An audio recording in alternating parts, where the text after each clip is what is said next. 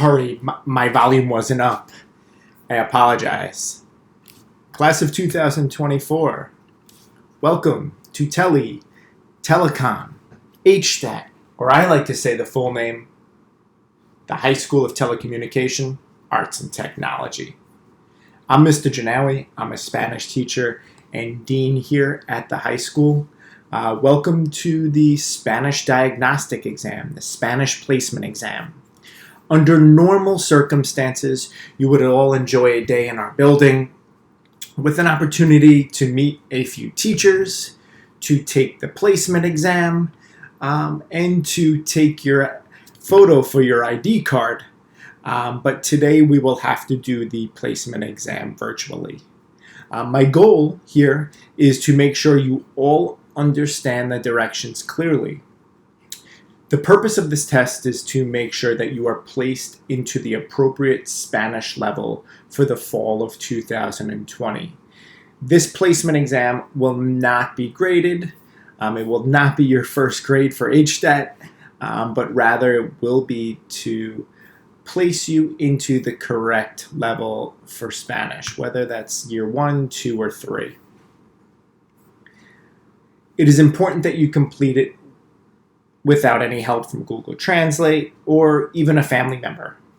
Please answer the questions to the best of your ability in complete Spanish sentences.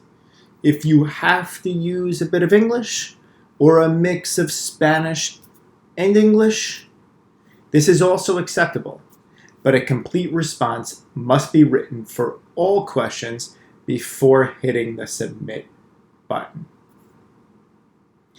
Based on the results of the diagnostic exam, you may be asked to have a simple Spanish language conversation over the phone with an HSTAT Spanish teacher in order to further assess your Spanish proficiency and ensure your best placement.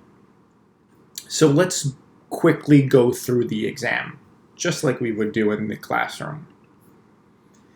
So if you follow along with me, the first thing you need to do is put your email address.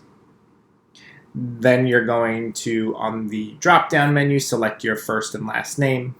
If your name is not there for some reason, no worries. Just write your first and last name in the space provided for you.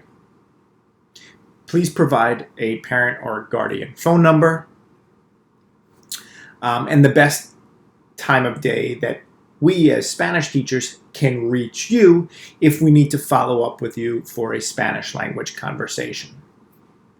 And there are a few options there for you throughout the day. So let's get right into the exam. Paragraph 1 should be 6 to 8 sentences in length. And in full Spanish sentences, to the best of your ability, tell us about yourself. What is your name? Where do you live? What do you like to do during your free time? What are your favorite things? Again, if you are able to, answer the question completely in Spanish.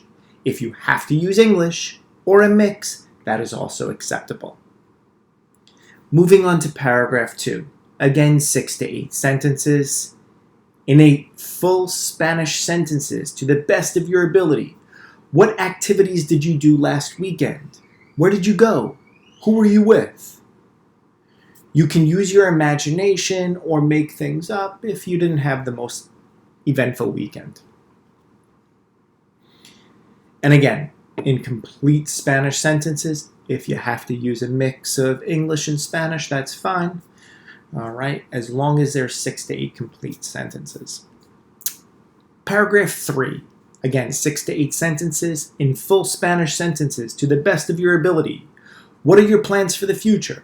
What will you be? Where will you live? If you are able to, answer the questions in Spanish. If you have to use English or a mix, that is also acceptable. And moving on to the last, number 4, complete this task if you were able to complete the previous 3 questions in Spanish. In Spanish, write a story about the situation shown in the picture below. It must be a story relating to the picture, not a description of the picture. Do not write a dialogue, and write at least 10 sentences for this story. Okay, and there's plenty of space there for you to write that. So, again, that should clear up all of your questions. Good luck. We're looking forward to meeting you in the fall of 2020. Take care.